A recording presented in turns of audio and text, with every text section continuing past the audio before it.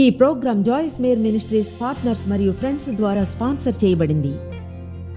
తెలుసా అంటే ఒకే సైజ్ అందరికి ఫిట్ అవుతుందనే దేవుని చిత్తం గురించిన మనస్తత్వం చూడండి. ఎవరైనా దీన్ని చేయగలరు. నేను ఇది చేస్తుంటే నువ్వు చేయగలవు.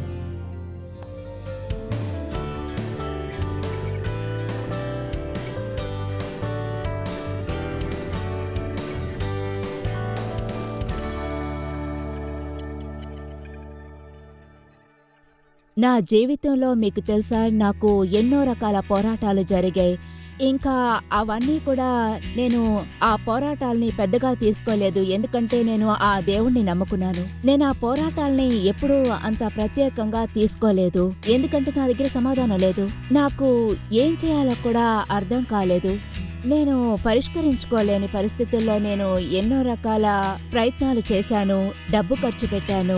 కానీ నేను ఏ విధంగానూ పరిష్కరించుకోలేకపోయాను. ఇంకా నేనేం చేయాలి? ఇక నువ్వే నాకు దారి. ఇంకా నేను ఆ దేవుణ్ణి మాత్రమే నమ్ముకున్నాను. ఇంకా తను ఏమన్నారంటే, నువ్వు ఏమి దిగులు పడద్దు, నువ్వు కూర్చున్నా నుంచున్నా నువ్వు నా ముందే ఉండు, మిగతాదంతా నేను చూసుకుంటాను, దిగులు పడద్దు అని నాకు ఆ దేవుని ఆదేశించారు. ఆ మాటల ద్వారా నేను నా జీవితాన్ని చాలా ధైర్యంగా కొనసాగిస్తున్నాను. కొత్త డ్రెస్ కొనుక్కోవడానికి వెళితే ఏమవుతుంది? మీరు నాలాంటి వారైతే చాలా వాటిని చూస్తారు, వేసుకొని చూస్తారు. కొన్ని బాగుంటాయనుకుంటారు, వాటిని వేసుకుని అనుకుంటారు ఇది అసలు బాగాలేదు. తర్వాత ఇంకో దాన్ని చూసి బాగాలేదనుకుంటారు. ఎవరైనా వేసుకుని ట్రై చేయమంటే మీకు కష్టమే అంటారు. అదేమంత బాగాలేదే, నాకు అసలు బాగుంటుంది అనుకోను, అయితే చూడ్డానికి బాగుంటుంది. కొన్నిసార్లు నా ఫ్రెండ్స్ని కొంతమందిని షాపింగ్కి తీసుకెళ్లే అనుభవం కలిగింది. వాళ్ళేం వేసుకోవాలో ఏం వద్దా అనే బలమైన మైండ్ సెట్ ఉండేది. నేను వాళ్ళు కొత్త మైండ్ సెట్లోకి వెళ్ళేలా ట్రై చేస్తున్నాను. ఎందుకంటే నాకు అనిపించింది వాళ్ళు వేరే కొన్నిటిని వేసుకుంటే బాగుంటారని. అలాగే ఖచ్చితంగా మీరు ఇతరులు వేరుగా ఏదైనా ట్రై చేసేట్లు కానీ చేస్తే వాళ్ళు అంటారు, నీకు తెలుసా ఇది అవును బాగానే ఉంది కనుక అనుకుందాం నేను షాపింగ్ చేస్తున్నాను. దీన్ని మనం దేవుని చిత్తాన్ని తెలుసుకోవడానికి అన్వేద్దాం. ఇప్పుడు కొన్ని విషయాలకు నాకు ఎక్కువసేపు పట్టదు. అది కేవలం నేనే కాదని తెలుసుకోవడానికి. మీరేమనుకుంటారు? కాదు మనందరికీ తెలుసు అది నేను కాదని. ఓకే, ఇలా అనుకుంటే అది నిజమేనా? ఇందులో బాగుంటానంటారా? వీటిని ట్రై చేస్తానని ఎలా అనుకున్నారో హ్యాంగర్స్కి అతికించినట్లుంది. ఓకే, చూద్దామా?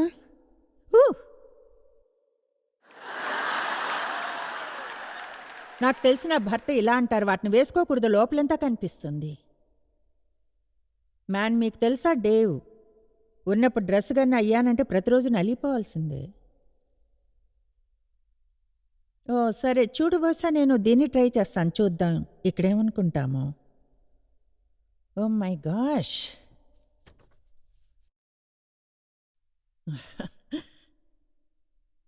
ట్రై చేసి చూద్దాం. అంతగా లేదులే, అలా అనిపించడం లేదు. ఏమిటో తెలుసా, మీ జీవితానికి దేవుని చిత్తాన్ని ఎన్నడూ పొందలేరు కొన్నిటిని ట్రై చేయకపోతే. ఏది సరిపోతుందో తెలుసుకోవాలి.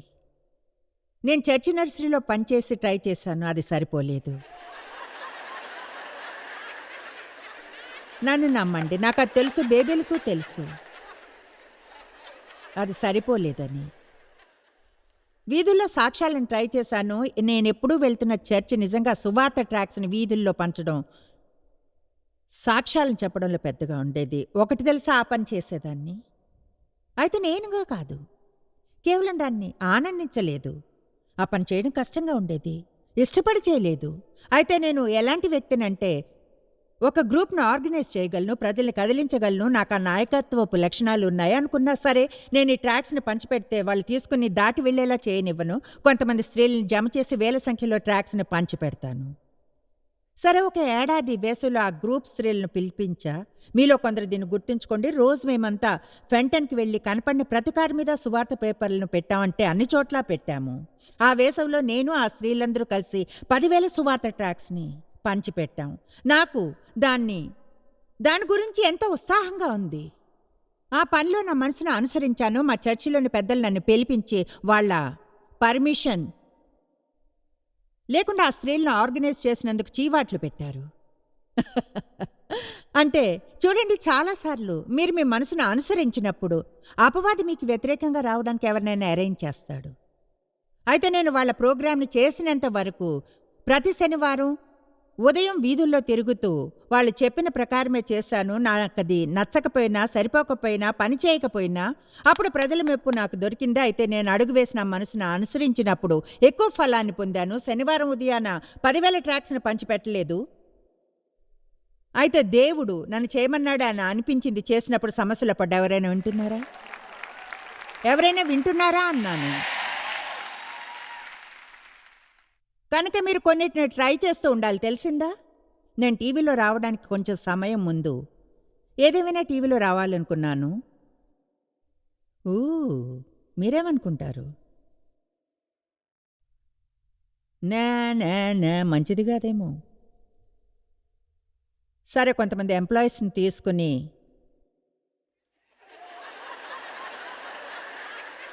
ఓకే, నమ్మండి నమ్మకపోండి, నా దగ్గర రెడ్ సీట్ ఉండేది. దాని మీద అంతటా ఏవో వేళ్లాడుతూ ఉండేవి. అంటే అదెంత బాగుంది అనుకున్నా. చేతిని పైకెత్తితే అంత ఫ్రిల్స్ చూడండి.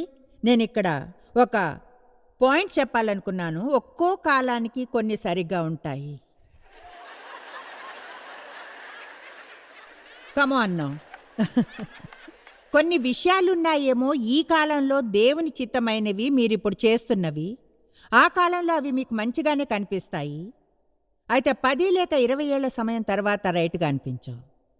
మీకు 20 ఏళ్ళప్పుడు కొన్ని సరిపోతాయి. ఏం చెప్తున్నానో తెలుసుగా? అవే మీకు 50 ఏళ్ళప్పుడు సరిపోవు. ఆమేన్.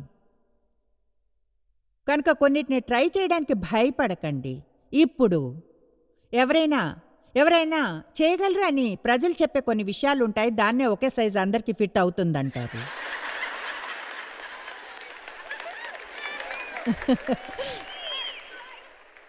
ఇప్పుడు అసలైతే నిజం ఏమిటంటే నేను దీన్ని వేసుకోగలను. వేసుకుంటానైతే నా తలంతా చెరిగిపోతుంది. మీకు తెలుసు అలా ఉంటే నాకు ఇష్టం ఉండదని. అయితే చూడండి, ఇక్కడ చిన్న చేతులు ఉన్నాయి. అంటే ఒకే సైజు అందరికీ ఫిట్ అవుతుంది అనే దేవుని చిత్తం గురించిన మెంటాలిటీ ఇలా ఉంటుంది. ఎవరైనా దీన్ని చేయగలరు. నేను కానీ చేయగలిగితే నువ్వు చేయగలవు. ఇది నాకు సరిపోతుంది అనుకోను. జింజర్కి అర్థమైంది నాకంటే ఆమె బెటర్. నిజంగా మీరు వెళ్ళి ఎవరో చేశారు కనుక మీరు చేయలేరు. అది అతనికి ఫిట్ అయినందని నాకు అనవసరం. ఒకే సైజు అందరికీ ఫిట్ అయినా నేను మాత్రం చెప్తాను అది నాకు సరిపోదు అని. ప్రతి పాస్టర్ భార్య స్త్రీలను నడిపించి పియానో వాయించగలదనేమీ లేదు. కమాన్, హల్లెలూయా. నిజం చెప్పాలంటే ప్రతి పాస్టర్ భార్య చర్చిలో పని చేయాలనేమీ లేదు. ఒకవేళ ఆమెకు ఆ పని చేయాలనిపించుకుంటే.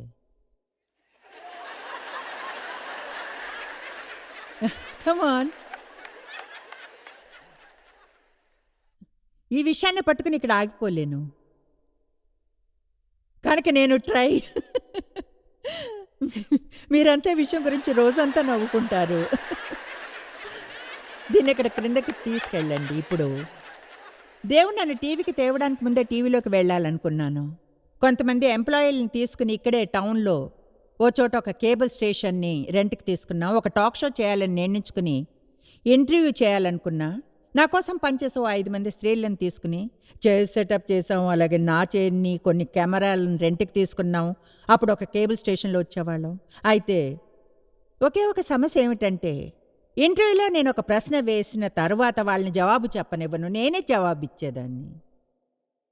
సరే, ఓ గంట సేపు చేసేవాళ్ళం. ఎవరూ మాట్లాడరు. నేను తప్ప, ఎందుకంటే ఇంటర్వ్యూ చేయడానికైనా నా నోట్ని ఎక్కువసేపు కట్టి ఉంచలేను. ఇప్పటికే ఆ విషయంలో నాకు కొంచెం సమస్య ఉంది. మాకు ఇలాంటి లెటర్స్ వస్తుంటాయి. జాయిస్ గెస్ట్లను పిలిస్తే వాళ్ళు మాట్లాడనివ్వాలి. అందుకే వాళ్ళు నాకు కోచింగ్ని ఇస్తుంటారు. ఏమిటో తెలుసా?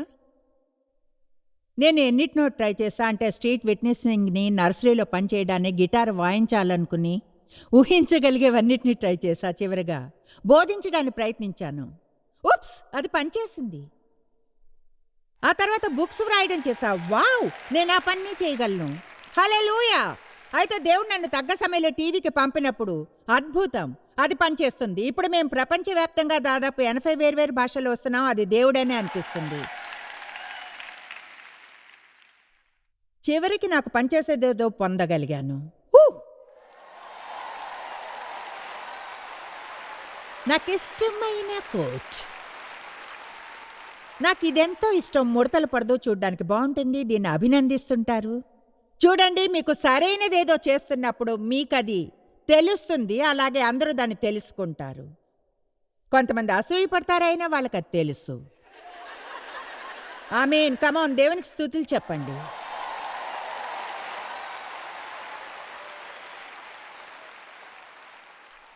దాన్ని అక్కడ వేళ్లాడుతూ ఉంచలేను. శుభవార్త, అది ముడతలు పడదు. ఇప్పుడు ఎన్నడైనా తెలుసుకోవాలంటే దేవుడు మీరేం చేయాలంటాడో కొన్నిటిని ట్రై చేయాలి.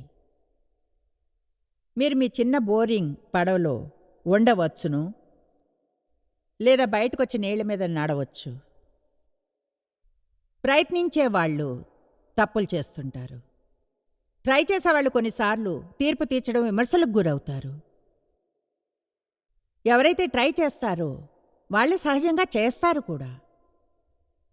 ఎన్నడూ ట్రై చేయకుంటే ఎప్పటికీ తెలుసుకోలేరు. ఏం చేయగలరు? అడుగు బయటికి వేసి తెలుసుకోవాలి, బయటకు వచ్చి తెలుసుకోవాలి. ఇప్పుడు పేతురు నీళ్ల మీద నడవడానికి ట్రై చేశాడా? ఏమైంది? నడిచాడు. ఎస్తేర్ రాజు ముందుకు వెళ్ళడానికి ట్రై చేసింది పిలవనంపు లేకుండానే. అయితే ఏమైంది? అతడు స్వీకరించాడు. ఆమె రాణి అయింది. అయితే అతను ముందుకు వెళ్ళడానికి ముందు ఆమె వైఖరి ఎలా ఉందో తెలుసా? నాశనమైతే అవుతాను. ఏమిటో తెలుసా? బహుశా మనకు ధైర్యం గల వైఖరి ఉండాలి. ఇలా నాలు సేఫ్గా ఉండి జీవితం అంతా బోరు కొడుతూ ఉండను. నేను ఒక ఛాన్స్ని తీసుకుంటాను. నేను ఒక రిస్క్ తీసుకుని దేవుడు నా ద్వారా ఏం చేస్తాడో తెలుసుకుంటాను. దేవుడు నా కోసం ఏం చేస్తాడో తెలుసుకుంటాను. తెలుసా, అపొస్తలుల కార్యములు 16లో నాకు ఈ వచనాలు ఇష్టం. వాటిని ఇప్పుడు తీసి చూడం. పౌలు, సిలాసు ఒక పట్టణం నుంచి మరో దానికి బోధించడానికి వెళ్లారు. 5 వచనాలు ఆసక్తికరంగా ఉండేవి. వాళ్ళు పట్టణంలోనికి వెళ్ళాలని ట్రై చేస్తే యేసు వాళ్ళని వెళ్ళనివ్వలేదు. వాళ్ళు వేరే దానికి వెళ్లారు. ఆ తర్వాత మరో దానికి పరిశుద్ధాత్మ వాళ్ళని వెళ్ళనివ్వలేదు. అప్పుడు వాళ్ళు ఫలానా పట్టణానికి వెళ్లారు. అయితే నాకు నచ్చింది ఏమిటంటే వాళ్ళు బోధించడానికి పిలుపు వచ్చిందని వారికి తెలుసు. కనుక వాళ్ళు బయటికి వెళ్ళి ఒక దాని నుంచి మరో దానికి వెళ్ళడం ఆరంభించారు. ఏది పనిచేస్తుందో చూడ్డానికి. పౌలు గొప్ప అపొస్తలుడు, అయితే పర్ఫెక్ట్గానే దేవుని నుంచి వినలేదు. కొన్నిసార్లు మనం దేవుని నుంచి వినే ఒకే ఒక విధానం బయటకు వచ్చి ఆయన హస్తం దేని మీద ఉందో దేని మీద లేదో తెలుసుకోవడం. చెప్పేది వింటున్నారా? కొన్నిసార్లు మనం వినగలిగే ఒకే ఒక విధానం. ప్రజలు అంటారు, నాకు దేవుని నుంచి వినాలనుంది, దేవుని నుంచి వినాలి. అయితే దేవుని నుంచి వినడం తెలుసుకోలేరు కేవలం ఇలా. మాట్లాడు దేవా, లేదా అనుకుంటారు, అవును బహుశా తర్వాత నేను అది పనిచేయలేదు. మీరు ట్రై చేసే కొన్ని పనులు మీకు చాలా పెద్దవి. ట్రై చేయాలనుకునేవి బహుశా ఎక్కువగా ఉండవచ్చును. ప్రస్తుతం దానికై సిద్ధంగా లేరేమో. మీకు నమ్మకం లేకపోవచ్చు, భయపడుతూనే ఉన్నారు, బాగా పనిచేయలేదని ఫీల్ అవుతున్నారేమో. అయితే తోస్తూ ముందుకు వెళ్ళకండి. ఏది మీకు సరైందో చూడండి. చెప్తున్నాను, ఎంత వయసు పెరిగితే అత్యంత ముఖ్యమైనది ఏమిటంటే మీకున్నది సౌకర్యంగా ఉండాలి. ఆమేన్. ఒకటి చెప్పనా, నేను అదెంత సౌకర్యంగా ఉన్నా వేసుకునేదాన్ని. ఒకవేళ క్యూట్గా ఉంటే అందరికీ అర్థం అవుతుందా? ఒక విషయం తెలుసా, చాలాసార్లు ప్రజలు అనుకుంటారు వేదిక మీద ఉంటే క్యూట్గా ఉంటుందని. వాళ్ళకి అది సరైంది కాకపోయినా చేస్తుండవచ్చు. నరాలు కృంగిపోతాయి, ఎప్పుడు చూడు ఒత్తిడిలో ఉండిపోతారు. వాళ్ళు అసలు ఆ పని బాగానే చేయరు. బాగుంది కదా అంటే అది మీకు సరైందని కాదు. అది క్యూట్గా ఉందని నేను ఇప్పుడు దాన్ని వేసుకోను. నిజంగా వేసుకోను. సౌకర్యంగా ఉండాలి. వేస్ట్ చుట్టూ చాలా టైట్గా ఉంటే ఇష్టం ఉండదు. దురద పుట్టేలా ఉండకూడదు, గీసుకుపోయేలా ఉండకూడదు. ఇక్కడ కుడుతూ ఉంటే ఇష్టం ఉండదు.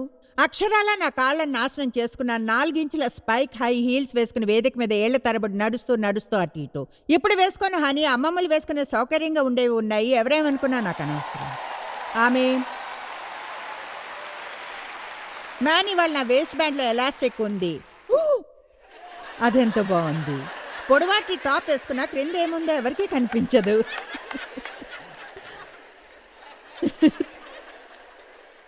తర్వాత మీరు వేసుకోవడానికి ట్రై చేసే కొన్ని చాలా చిన్నగా ఉండవచ్చు. ఒక్క నిమిషం, రాట్ మీద అవి వేళ్లాడడం చూశాను.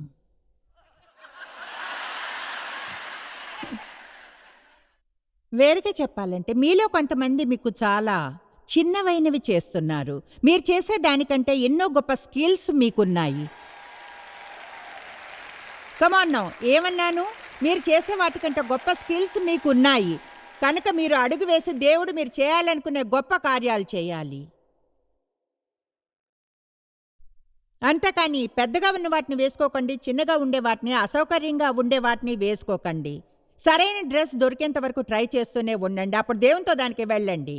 కమాన్, దేవునికి స్తుతులు చెప్పండి.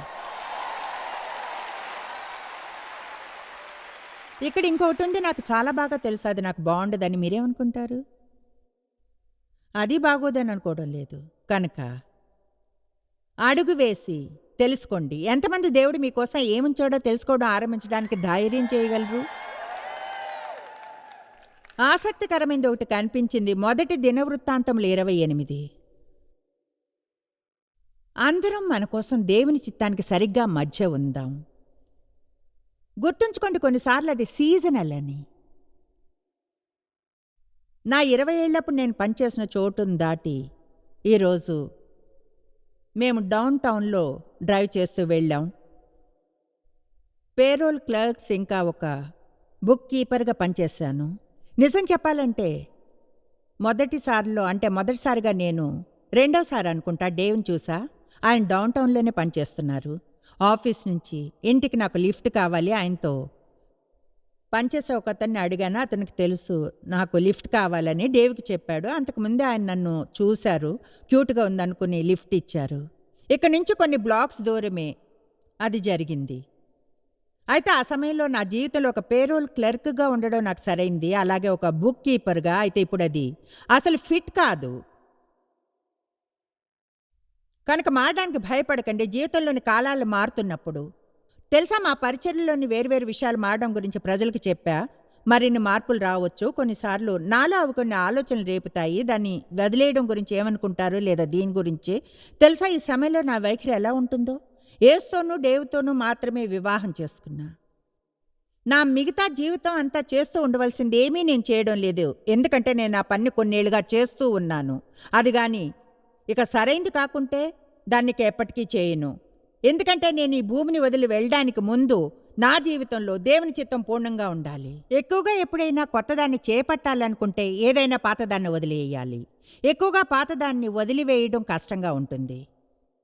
కమాన్, మీలో కొంతమంది కొన్ని పాత వాటితో డీల్ చేస్తున్నారు ఇప్పుడు. అంటే చాలా కాలం క్రితమే విసిగిపోయిన కొన్నిటితో డీల్ చేస్తున్నారు. గుర్రం 10 ఏళ్లుగా చనిపోయి ఉంటే రూల్ ఏమిటంటే దాన్ని కొండ మీద పైకి క్రిందకి తోయడానికి ట్రై చేయకూడదు. ఎంతమంది చెప్పగలరు దేవుని అభిషేకం ఎప్పుడు దేని మీద ఉందో లేదో అని? ఆల్ రైట్, దేవుడు గాని అందులో లేకుంటే మీకు అందులో ఉండాలని ఉండదు. చూడండి, దావీదు దేవునికి మందిరాన్ని కట్టాలనుకున్నాడు. అతడు దేవుని విశ్రాంతి స్థలంగా మందసం కోసం ఒక మందిరాన్ని కట్టించాలనుకున్నాడు. ఖచ్చితంగా ఉన్నాడు తప్పక చేయాలనుకుని. అతడు అన్ని రకాల ధనాన్ని, కానుకలను ప్రజల నుంచి సేకరించాడు. అంటే ఈ బంగారం, వెండి, మందిర నిర్మాణానికి కావలసిన వస్తువులను. అప్పుడు దేవుడు అన్నాడు, వద్దు, నువ్వు ఆ పని చేయకూడదు, ఇది బాగుందనుకున్నాను. అప్పుడు రాజైన దావీదు లేచి నిలువబడి ఇలాగ సెలవిచ్చెను, నా సహోదరులారా, నా జనులారా, నా మాట ఆలకించుడి. యెహోవా నిబంధన మందసమునకును మన దేవుని పాదపీఠమునకును విశ్రమ స్థానముగా ఉండుటకు ఒక మందిరము కట్టించవలనని నా హృదయమందు నిశ్చయం చేసుకుని సమస్తము సిద్ధపరిచెత్తిని. అంటే అతనికి ఏదో రైట్ అనిపించింది. అడుగు బయటికేసి దాన్ని ట్రై చేశాడు. అయితే నీవు యుద్ధములు జరిగించే రక్తం ఒలికించిన వాడవు కనుక నీవు నా నామమునకు మందిరమును కట్టించకూడదని దేవుడు నాకు ఆజ్ఞ ఇచ్చాను. ఇప్పుడు వెంటనే అనుకునేదాన్ని, అయితే నేను ఎప్పటికీ ఏమీ చేయలేనేమో, ఎందుకంటే చెడ్డ వ్యక్తిని కనుక. ఇశ్రాయేలీయుల మీద నిత్యము రాజునై ఉండుటకు యెహోవా నా తండ్రి ఇంటి వారందరిలోనూ నన్ను కోరుకొన్ను. తరువాత ముందుకు సాగి కొన్ని విషయాలు చెప్తాడు. అయితే సూత్రం మాత్రం ఇదే. దేవుడు అన్నాడు, నువ్వు మందిరాన్ని కట్టలేవు, నువ్వు ఆ పని చేయలేవు, అయితే రాజుగా ఉండగలవు. అంటే అదేదో అతడు చేయలేందేమీ కాదు, అది ఏమైనా దేవుని సంకల్పం కోసమే. ఎందుకంటే అతని చేతులకు రక్తం అంటింది, అందువలన రాజుగా ఉండకూడదు అనేమీ లేదు. అయితే అతడు విశ్రమస్థానంగా ఉండడానికి మందిరాన్ని కట్టించలేడు. కనుక ఒకవేళ దేవుడు నువ్వు ఇది చేయలేవు అని చెప్పినా దాని అర్థం మీరు అది చేయలేరని కాదు. నేననుకోవడం రాజుగా ఉండడం మరింత గొప్ప విషయం అని. అదే కానీ నేనైతే ఇలా అనుకునేదాన్ని, ఓ నా దేవా, మందిరాన్ని కట్టించలేకపోతే రాజుగా ఎలా ఉండగలను? కనుక మనం దేవుని నాయకత్వాన్ని అనుసరించాలి. ఆమేన్. ఒకసారి నేను మా పాస్టర్ గారి సెక్రటరీగా ఉన్నాను, అది పనిచేయలేదు. నిజం చెప్పాలంటే ఆయన ఇక్కడున్నారు, పాస్టర్ షెల్టన్. నేను వాళ్ళ చర్చిలో ఎన్నో ఏళ్ళు పార్ట్నర్గా ఉన్నా, ఆయన సెక్రటరీగా ఉండాలనుకున్నాను. ఒకసారి అయితే చివరికి తీసివేశారు.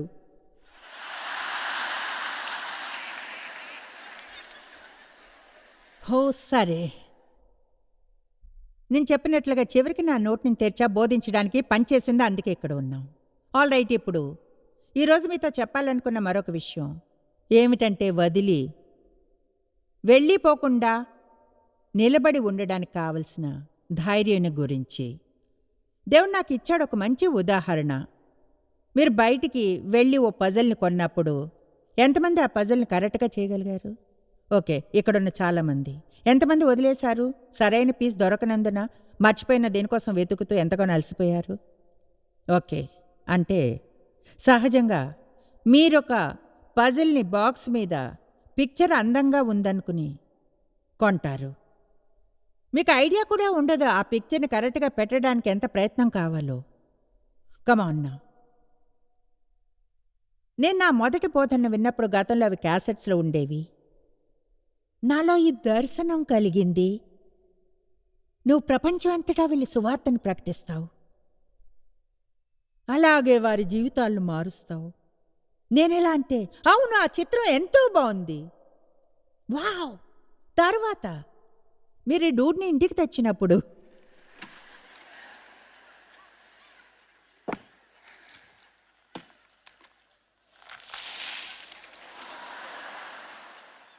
ఓ మై గాష్, ఎంత పని చేశాను.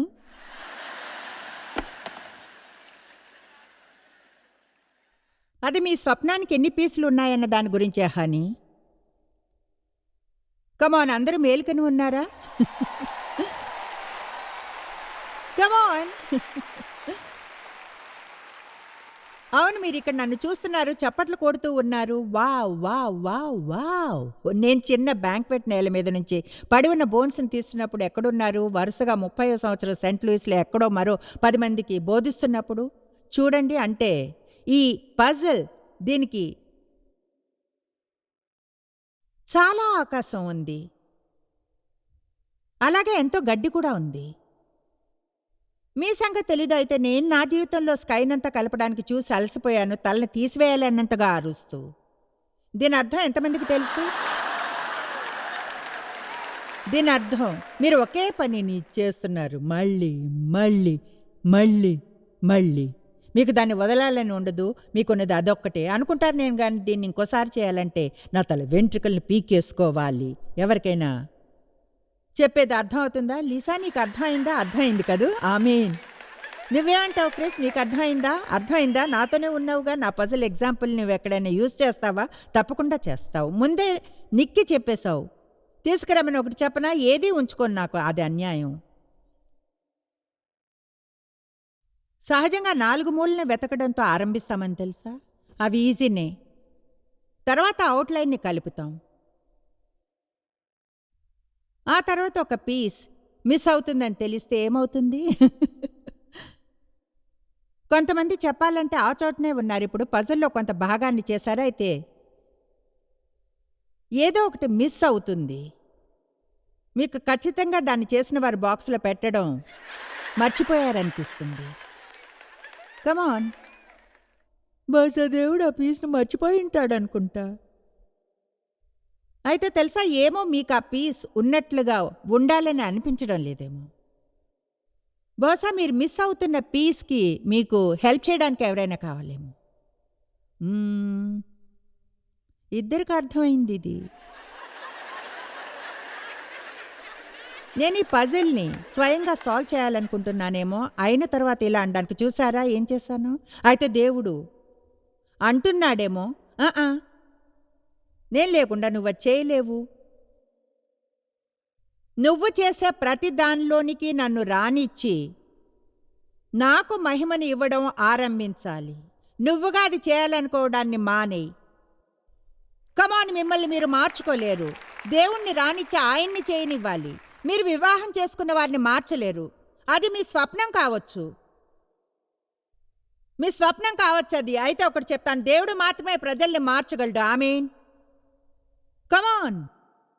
మనందరికీ స్వప్నాలుంటాయి, దర్శనాలు, ఆశలు, పథకాలు, ప్రార్థనలు. ఏమో మీ స్వప్నం ప్రపంచ వ్యాప్త పరిచర్య కాదేమో. బహుశా కాదది.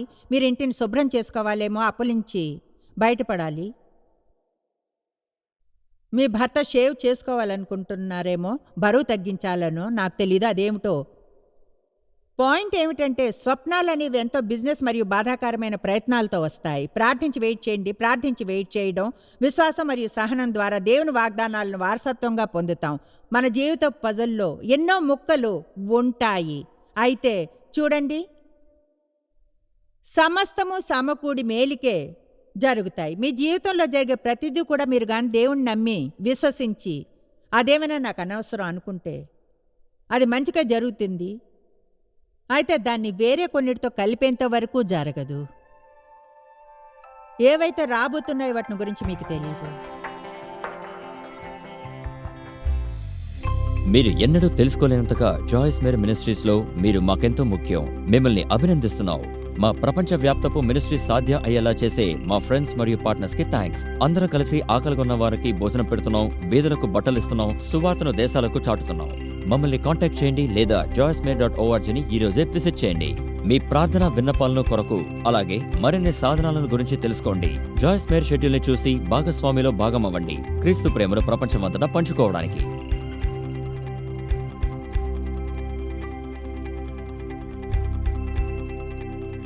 ఈ programme Joyce Meyer Ministries partners మరియు ఫ్రెండ్స్ ద్వారా స్పాన్సర్ చేయబడింది.